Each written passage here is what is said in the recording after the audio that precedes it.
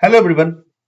आज इस वीडियो में हम बात करने वाले हैं आरबीआई ग्रेड बी 2025 के एग्जामिनेशन के बारे में और हमारा टॉपिक रहने वाला है रीजनिंग। ये वीडियो आप क्यों देख रहे हैं इसके दो कारण हैं यहाँ पर। पहला रीजन ये है कि क्या आप सच में आरबीआई ग्रेड बी को क्रैक कर सकते हैं विदाउट रीजनिंग, है ना। और दूसरा पार्ट क्या है कि हमारे ही प्लेटफॉर्म पर, दूसरा रीजन ये है हमारे ही प्लेटफॉर्म पर आप इस वीडियो को क्यों देख रहे हैं, वाई एग्जाम बी। ठीक है, पहला क्वेश्चन ये हो गया।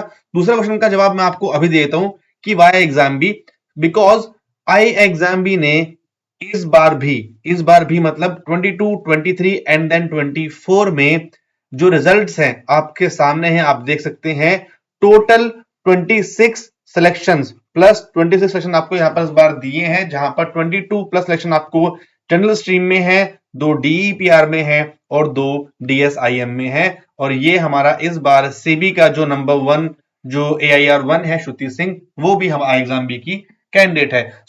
इसलिए आप आई एग्जाम बी को यहां पर इस वीडियो में देख रहे हैं कि आरबीआई के बारे में आपको जो बेस्ट इंफॉर्मेशन जो मिलेगी वो सिर्फ आपको आई एग्जाम बी से मिलेगी। ठीक है, so guys, hello everyone, welcome to I exam B. मेरा नाम है शून्य पुंडीर और हम आज बात करने वाले हैं रीजनिंग सेक्शन के बारे में आरबीआई के, कि क्या बिना इसको पढ़े, बिना इसको एग्जामिन किए, बिना रीजनिंग को क्रैक किए, क्या हम आरबीआई ग्रेड बी क्रैक कर सकते हैं। चलिए तो स्टार्ट करते हैं इस वीडियो को।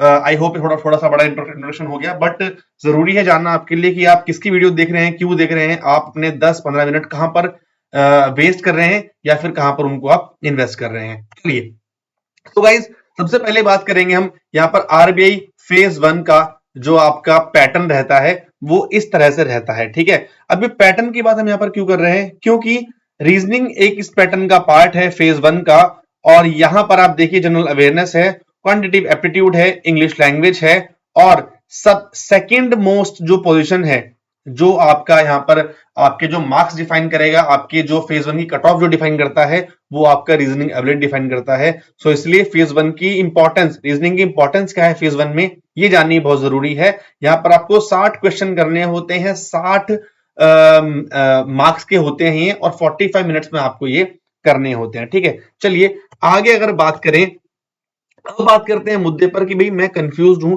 क्या मैं रीजनिंग को पढ़ूं या फिर क्या मैं रीजनिंग को ना पढ़ूं, बिना रीजनिंग पढ़े क्या मैं कर सकता हूं। पहले चीज, कई लोगों के मन में सवाल है कि मेरी रीजनिंग स्ट्रांग नहीं है, मैं रीजनिंग क्यों पढ़ूं। अगर आपको क्रैक करना ही है और अगर आपको रीजनिंग नहीं पढ़नी है, अगर मैं बोलूं टेक्निकली कि हाँ ठीक है चलो, अगर आपको नहीं पढ़ना तो आप कर सकते हो एग्जाम क्लियर, बट उसके लिए 3 शर्तें हैं। वो 3 शर्तें ये हैं कि आपका जनरल अवेयरनेस, आपका क्वांट्स और आपका इंग्लिश लैंग्वेज इतना स्ट्रांग होना चाहिए, इतना स्ट्रांग होना चाहिए कि आप ये मार्क्स लेकर आ सके।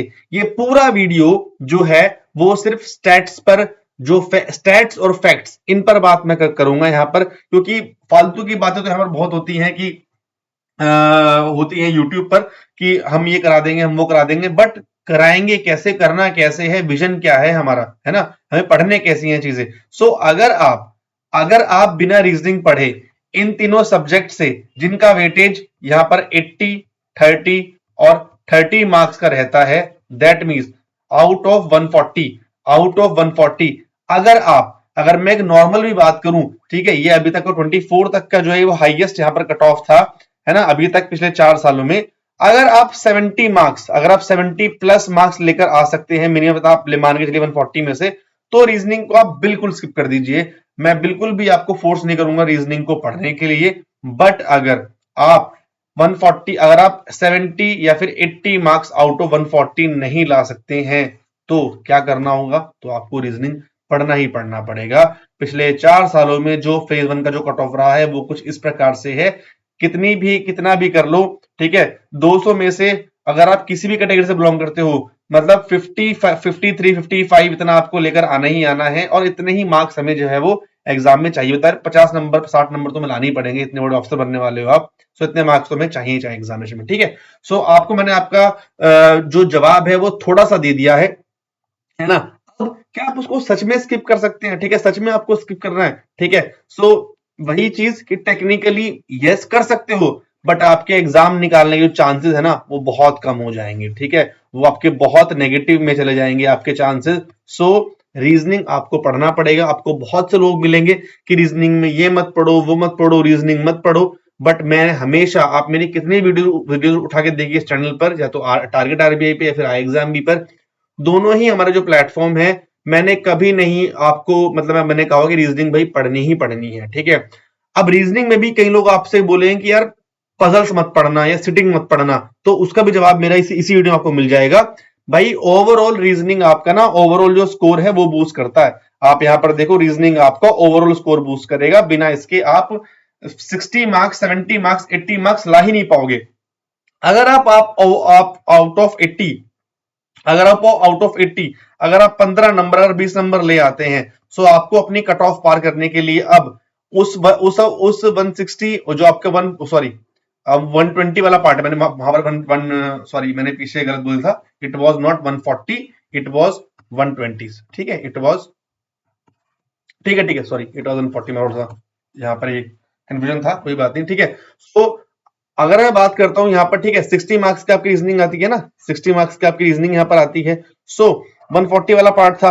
अब अगर यहाँ 15 से 20 मार्क्स अगर ले भी आते हैं, सो आपकी पहली बात तो कट ऑफ भी पार हो जाएगी, और ये 15-20 मार्क्स आप लाते ही, सो आपको बस आउट ऑफ 140 सिर्फ आपको 50 अराउंड 45 या फिर 50 मार्क्स आपको लाने होंगे, और उससे आपकी कट ऑफ जो है वो आराम से आपकी यहाँ पर क्लियर आपकी हो सकती है, ठीक है। सॉरी थोड़ा सा कंफ्यूजन था, है ना। सो इसको आपको स्किप नहीं करना है, या आपका ओवरऑल जो स्कोर है उसको हेल्प करेगा, ठीक है, इन चीजों को आपको हेल्प करने वाला है। सो इस पर आपको ध्यान देना है। अब रीजनिंग को पढ़ना कैसे, जरा उस पर आ जाते हैं। ये मैंने कहा था डेटा पर बात करूंगा, डेटा है हमारे पिछले 4 साल का। यहां पर आप देखिए, आपसे कई लोग बोलेंगे पजल्स को छोड़ दो, सीटिंग को छोड़ दो, मैं बोलूंगा भाई मत छोड़ना, बिल्कुल मत छोड़ना, ठीक है। नहीं आते हैं नंबर, आ ही नहीं पाएंगे नंबर, ठीक है। और ऐसा नहीं है, मैं इसका एक आपको ऑलरेडी बताता हूं, 90% स्टूडेंट्स, ठीक है, सब 100% का जो एम है वो ये है कि मेरे को आरबीआई निकालना है, मैं आरबीआई निकालूंगा, बट प्लान भी सब लोग लेके चलते हैं। आरबीआई नहीं निकला तो क्या, ठीक है, मैं सेबी ट्राई करूंगा, ठीक है, मैं नाबार्ड ट्राई करूंगा, मैं एडा ट्राई करूंगा, फाइन, मैं आईएफएससी ट्राई करूंगा, सबके मन में बात होती है। सो अगर आरबीआई नहीं निकला तो क्या, ये पजल सो सिटिंग आपकी फिर वहां काम आएंगी। समझ रहे हो मेरी बात। तो पढ़ना तो आपको है ही टॉपिक, बिना इसके तो आप स्किप कर ही नहीं सकते हो।